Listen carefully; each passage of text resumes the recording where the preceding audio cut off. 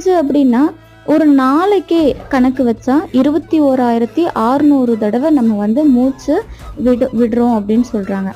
அப்போ தங்க ஓடுகள் அந்த கணக்குல தான் தங்க ஓடுகள் வந்து பதிக்கப்பட்டிருக்கான். அதே போல 65,000 ஆணிகள் அப்படிங்கிறது மனித உடம்புல இருக்கிற நாடிகளுடைய எண்ணிக்கையாம்.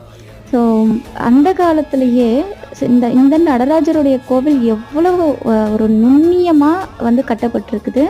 எவ்வளோ அழகான விஷயங்களை இந்த உலகத்துல இந்த பிரபஞ்சத்துல இருக்கக்கூடிய விஷயங்களை நடராஜர் சிலையா வந்து வடிச்சிருக்கிறாங்க. நடராஜரே வந்து அவருடைய அந்த ஆனந்த தாண்டவ கோலம்தான் இந்த உலகத்தை இயக்கி கொண்டிருக்கிறது அப்படின்னு சொல்லப்படுது. அது ஒரு அற்புதமான ஒரு விஷயம் இல்லையா? நமக்கெல்லாம் கண்டிப்பாக சிதம்பரம் போகிற ஒரு வாய்ப்பு கிடைச்சதுன்னு வச்சுக்கோங்களேன்.